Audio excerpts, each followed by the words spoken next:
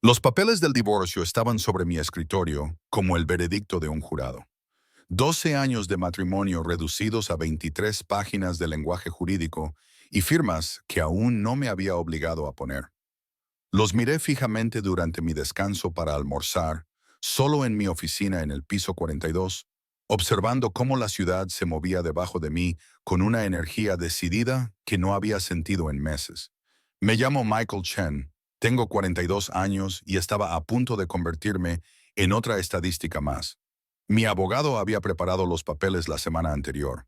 Los había leído una vez y luego había evitado deliberadamente volver a mirarlos. Una parte de mí esperaba que, si no los reconocía, no serían reales. Pero eran reales, al igual que la distancia entre mi esposa Sara y yo se había vuelto real en los últimos 3 años. Podía señalar el momento exacto en que todo cambió, aunque nunca podría explicarlo de manera satisfactoria para nadie. No fue una sola pelea o traición. Era más como ver a alguien a quien amas transformarse lentamente en un extraño que vive en tu casa. Dejamos de reír, luego dejamos de hablar. Después empezamos a llevar la cuenta de cada cumpleaños olvidado, cada noche en la que trabajaba hasta tarde, cada cena en la que nos sentábamos en silencio, fingiendo que las noticias de la televisión eran más interesantes que la persona que teníamos enfrente. Sara dejó de intentarlo más o menos cuando me ascendieron. Quería que lo rechazara. Quería que me quedara en mi antiguo puesto, donde las horas eran manejables y los fines de semana eran realmente míos. Acepté el ascenso de todos modos. La ambición profesional, me dije a mí mismo, tenía que ver con la seguridad, con construir algo.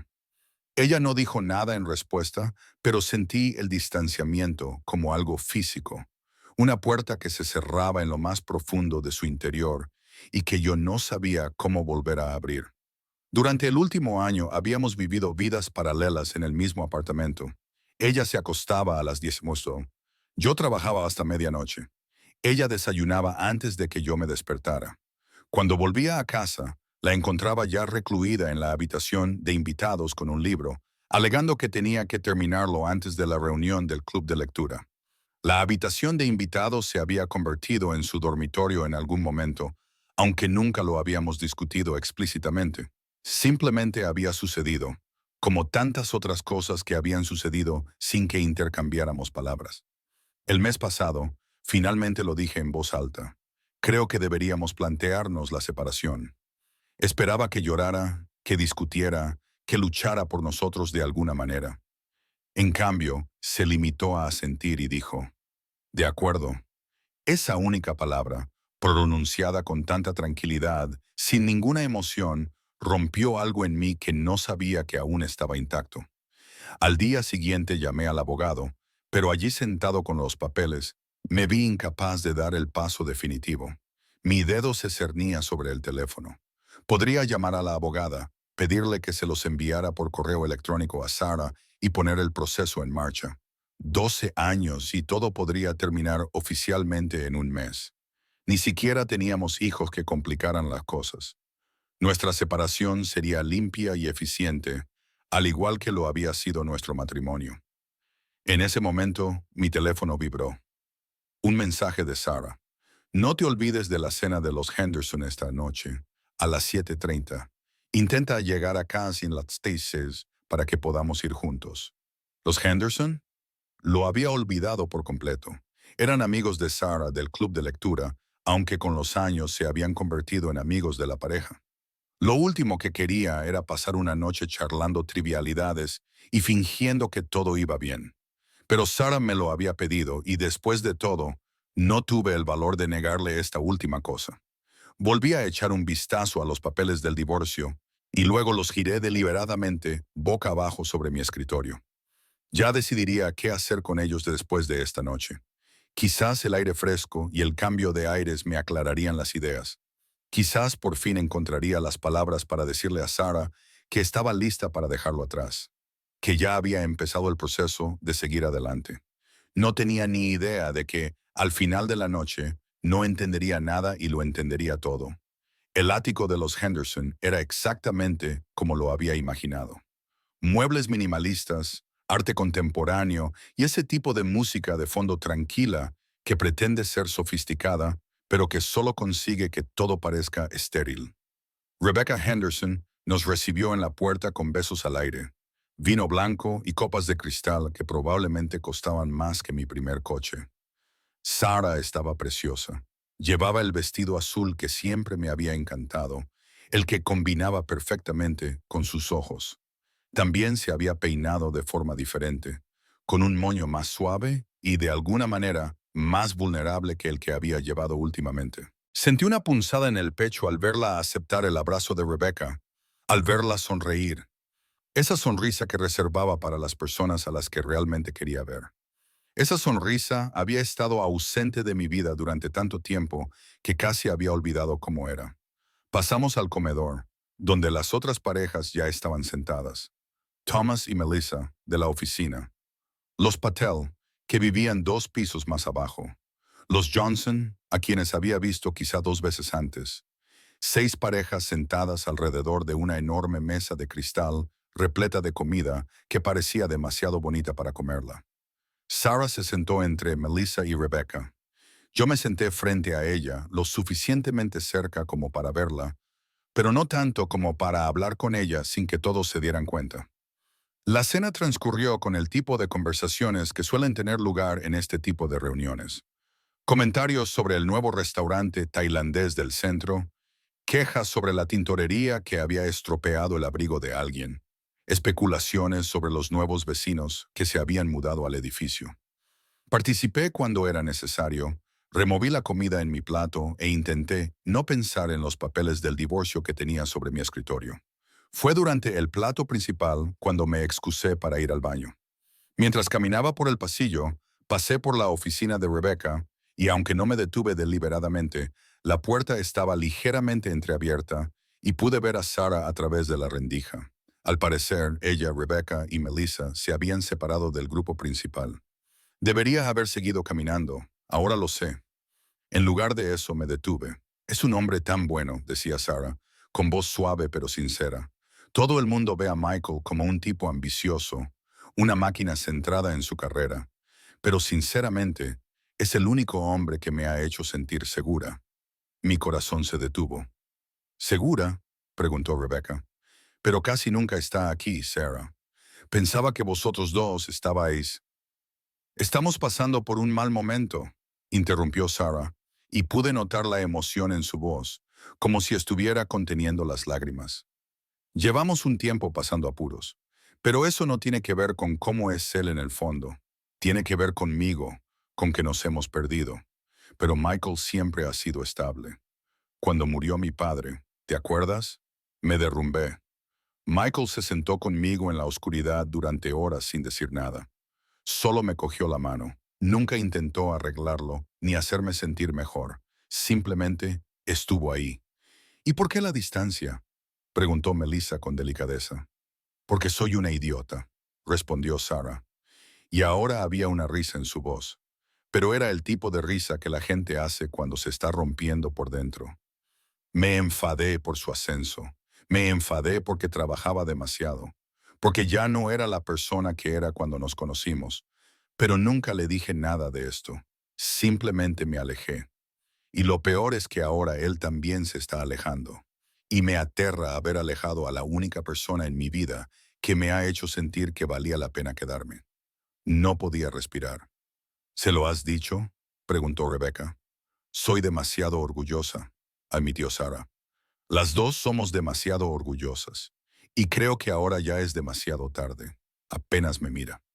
Duermo en la habitación de invitados porque estar en la misma cama que alguien que no te quiere es la sensación más solitaria del mundo. Me quedé allí, en el pasillo, sintiendo que toda mi comprensión de los últimos 3 años se estaba reescribiendo en tiempo real.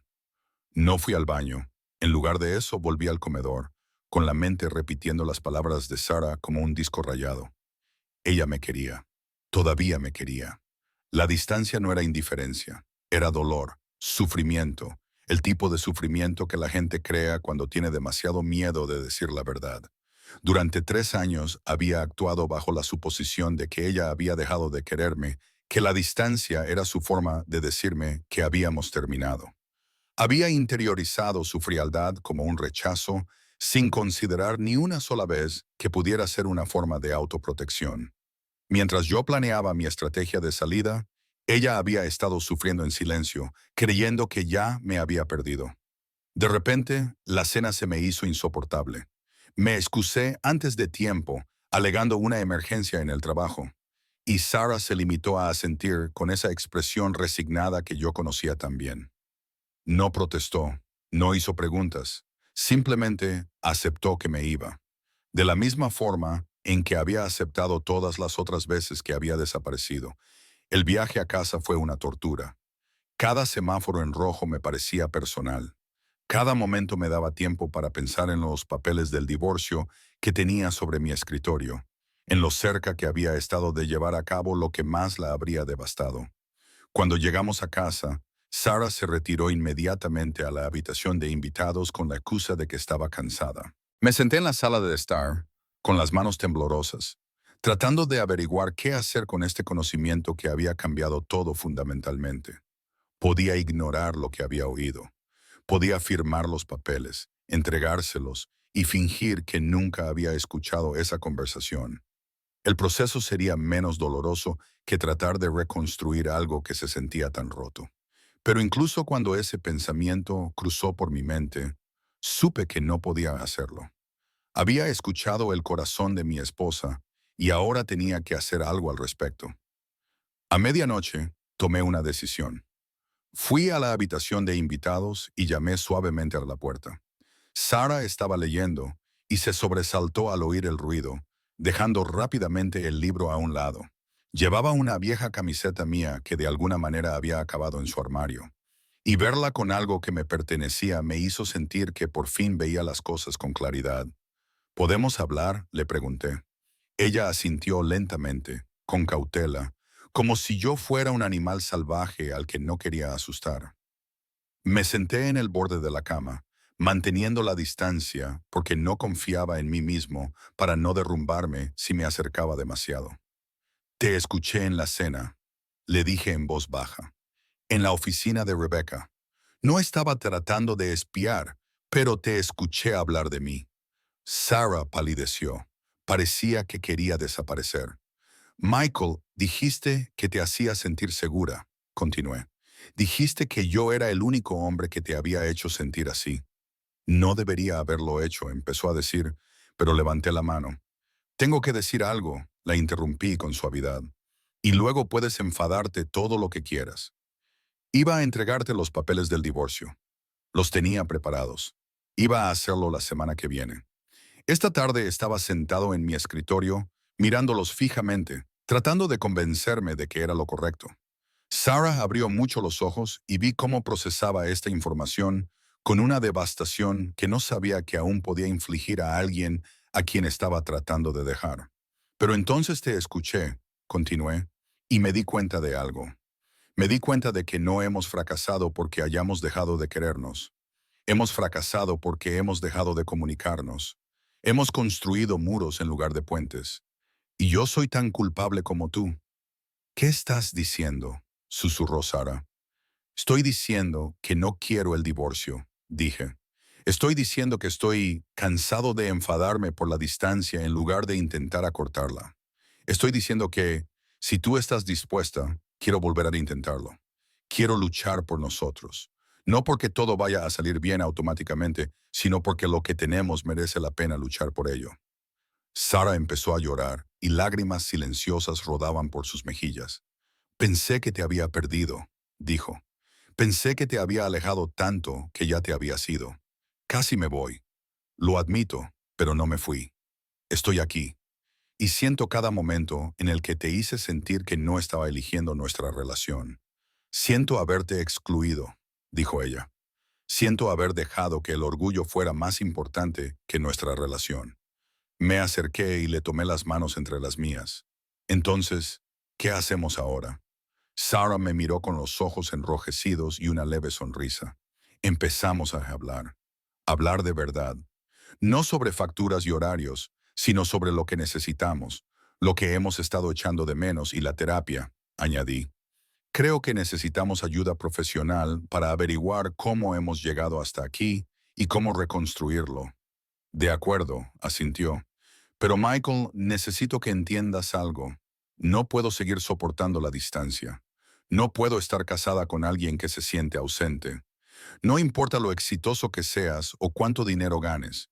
Necesito que estés presente. Necesito sentir que importo. Tú importas, dije con vehemencia. Siempre has importado. Solo que se me olvidaba demostrártelo, pero voy a cambiar eso. La primera semana después de aquella noche fue incómoda, pero de una forma que resultaba reconfortante. Sarah volvió a nuestra habitación, pero no nos precipitamos en la intimidad. En cambio, hablábamos durante horas. Nos sentábamos en la cama con las luces apagadas y nos contábamos cosas que habíamos estado ocultando. Lo sola que se había sentido Sarah cuando yo estaba tan absorto en el trabajo. Lo rechazada que se había sentido por mi ascenso. No porque no estuviera orgullosa de mí, sino porque lo había interpretado como una elección entre ella y mi carrera. Cómo yo había interpretado su distanciamiento como una falta de amor, cuando en realidad había sido un grito desesperado por conectar que yo había sido demasiado ciego para oír. No lo sabía. Se lo dije una noche, 3 días después de nuestra reconciliación. Cuando dejaste de compartir cosas conmigo, pensé que era porque no querías que lo supiera. No me di cuenta de que estabas esperando a que te lo preguntara. Y yo esperaba que te dieras cuenta sin tener que decírtelo, admitió que estaba siendo injusto. Te estaba castigando por no leerme la mente. Ambos estábamos siendo injustos, le dije. Pero ahora estamos aquí. Eso tiene que contar para algo. Llamé a mi abogado y destruí los papeles del divorcio. Solicité una excedencia en el trabajo, algo que nunca habría hecho hace un mes. Mi jefe se sorprendió, pero se mostró comprensivo. De todos modos, esperaba que mi rendimiento disminuyera, dijo, señalando que últimamente parecía distraído. La verdad era que el trabajo me había consumido precisamente porque huía del vacío que sentía en casa. Sarah y yo reservamos nuestra primera sesión de terapia para el martes siguiente. Nos sentamos en una pequeña oficina con una mujer llamada Doctora Patricia Morrison, que tenía unos ojos amables y una presencia tranquila que te hacía querer descargar todos tus problemas de inmediato. Pasamos esa primera sesión explicando cómo habíamos llegado hasta allí, turnándonos para contar nuestra versión de la historia. Observé el rostro de Sarah mientras hablaba del dolor de sentirse abandonada y sentí una profunda vergüenza por haberle causado ese sufrimiento. Lo que pasa con las relaciones a largo plazo, explicó la doctora Morrison, es que requieren un mantenimiento activo. Muchas parejas pasan por fases en las que dan por sentado que el amor es suficiente, que como los cimientos son sólidos, la estructura puede sobrevivir al abandono. Pero los edificios se derrumban sin mantenimiento. Lo mismo ocurre con los matrimonios. ¿Qué hacemos para arreglarlo?, preguntó Sarah, acercándose y tomándome de la mano. Fue el mayor gesto de afecto físico que habíamos compartido en meses, y me pareció revolucionario.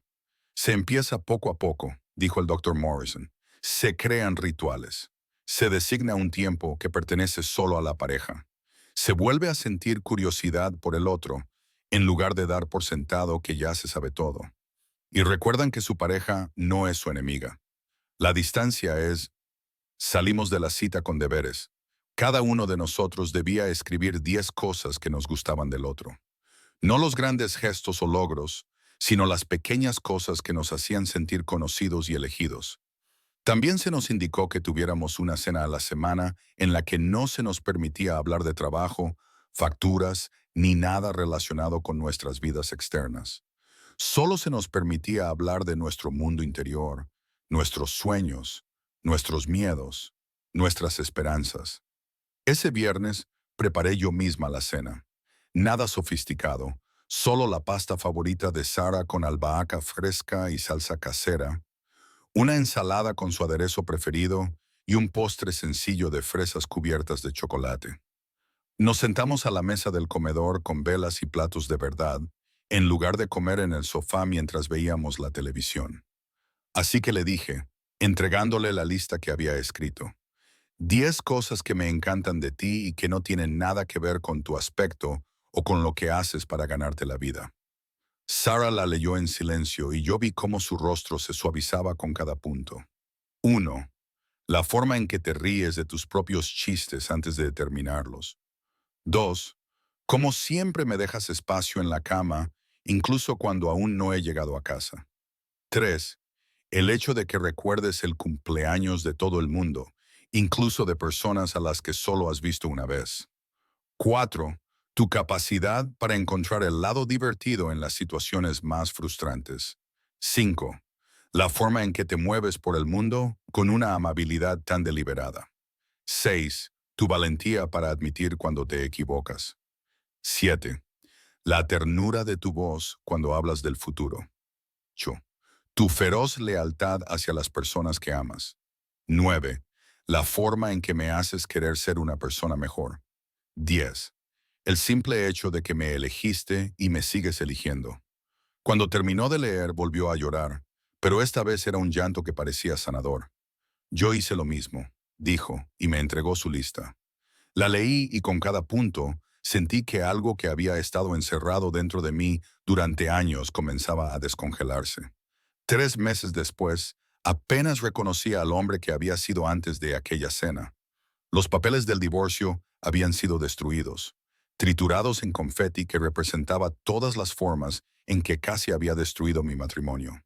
Había reducido mis horas de trabajo, delegando proyectos a compañeros que estaban ansiosos por ascender. Sara me había preguntado si estaba comprometiendo mi carrera, y yo le había dicho la verdad. Mi carrera nunca me había pedido que me perdiera a mí mismo. Solo yo había hecho eso. Nos habíamos comprometido a ir a terapia como pareja, y las sesiones se habían convertido en una rutina tan habitual como lavarnos los dientes. Ahora cenábamos juntos todas las noches, realmente presentes en lugar de mirar el móvil o pensar en el día siguiente. Hicimos un viaje de fin de semana a la ciudad costera donde nos conocimos y pasamos todo el tiempo hablando de cómo éramos entonces. Optimistas, abiertos, sin miedo a mostrarnos vulnerables. Hicimos un pacto para volver a ser esas personas, no huyendo de nuestras responsabilidades adultas, sino aportando a nuestro matrimonio la misma apertura y asombro que teníamos al principio. Lo más sorprendente fue lo fácil que resultó el segundo capítulo en comparación con el primero, porque ahora no estábamos aprendiendo el uno del otro, estábamos recordándonos el uno al otro. Estábamos desenterrando el amor que siempre había estado ahí, enterrado bajo el orgullo, la falta de comunicación y el peso cotidiano de la vida. Una noche, llegué temprano a casa del trabajo, algo que ahora me proponía hacer, y encontré a Sara en la cocina preparando la cena. Estaba tarareando, algo que solía hacer hace años, y el sonido llenó el apartamento de una ligereza que casi había olvidado que existía. ¿Un día duro?, me preguntó, mientras me servía una copa de vino. En absoluto, respondí. De hecho, hoy he hecho algo. Solicité un cambio formal en mi horario de trabajo. Voy a dejar el puesto directivo y asumiré un cargo con menos responsabilidad y menos viajes. Más dinero, menos horas, mejor equilibrio entre el trabajo y la vida personal. Sara abrió mucho los ojos. Michael, ese era el puesto de tus sueños. No, dije, acercándome a ella. Eso era lo que yo creía que era mi sueño. Mi verdadero sueño siempre ha sido tú. Una vida contigo. Una relación que no me obligara a sacrificar todo lo demás. Simplemente no me di cuenta hasta que estuve a punto de perderlo. No me perdiste, dijo ella en voz baja. Casi nos perdimos el uno al otro, pero no fue así. Porque fuiste lo suficientemente valiente como para luchar por nosotros incluso cuando yo no lo fui, dije. Porque seguiste amándome incluso cuando habría sido más fácil no hacerlo. Porque cuando yo no miraba, tú te aferrabas a lo que se suponía que debíamos ser. Esa noche hicimos el amor por primera vez en meses. No se trataba de pasión o necesidad física. Se trataba de reconectarnos. Se trataba de dos personas que se elegían de nuevo de forma activa y consciente después de haber estado a punto de dejarse ir. Fue íntimo de una forma que el sexo no había sido entre nosotros en años. Fue tierno y vulnerable, y estuvo lleno de ese tipo de presencia que solo puede provenir de ver verdaderamente a otra persona. Después, tumbado en la cama con Sara acurrucada contra mi pecho, pensé en lo cerca que había estado de firmar esos papeles, en lo diferente que sería mi vida ahora si hubiera sido un poco más valiente en mi cobardía. Si no hubiera escuchado esa conversación, si hubiera dejado que el orgullo ganara en lugar del amor. Siento haber estado a punto de perderte, susurré en la oscuridad. No lo has hecho, dijo Sara. Ambos casi nos perdimos. Y siento haberte puesto tan difícil volver a encontrarme. No lo pusiste difícil, la corregí con delicadeza. Lo hiciste posible. Mantuviste la luz encendida incluso cuando pensabas que ya me había ido. A la mañana siguiente, llamé a los Henderson y les pregunté si les gustaría cenar con nosotros pronto. Rebecca pareció sorprendida. Normalmente era reacio a participar en reuniones sociales, pero cuando le expliqué que Sarah y yo teníamos algo que celebrar, se mostró encantada de ser la anfitriona. 2 semanas más tarde, volvimos a sentarnos en su ático, pero todo parecía diferente. Sarah me cogió de la mano durante la cena. Me esforcé por mirarla cuando hablaba. Nos reímos juntos, reímos de verdad, no con ese sonido cortés de la gente que actúa por inercia. En un momento dado, Rebecca me llevó aparte y me preguntó qué había cambiado. La escuché. Se lo conté sin más. Por fin escuché de verdad lo que mi mujer intentaba decirme, y luché por ella en lugar de huir.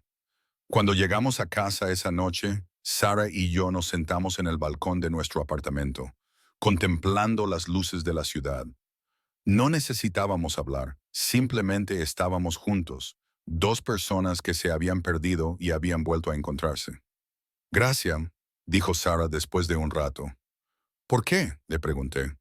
Por no firmar los papeles, respondió, por estar dispuesto a empezar de nuevo, por elegirnos. Le apreté la mano con suavidad. Gracias por defenderme ante tus amigos, por mantener tu corazón abierto incluso cuando yo cerré el mío. Gracias por ser paciente conmigo mientras descubría lo que realmente importa. ¿Y qué es lo que importa?, preguntó ella. Ahora que lo has descubierto, dije, señalando nada en particular y todo al mismo tiempo. Tú, nosotros, la vida que estamos construyendo juntos. La persona en la que me convierto cuando estoy contigo, eso es lo que importa. Sarah apoyó la cabeza en mi hombro y nos quedamos allí sentados mientras la noche se adentraba a nuestro alrededor.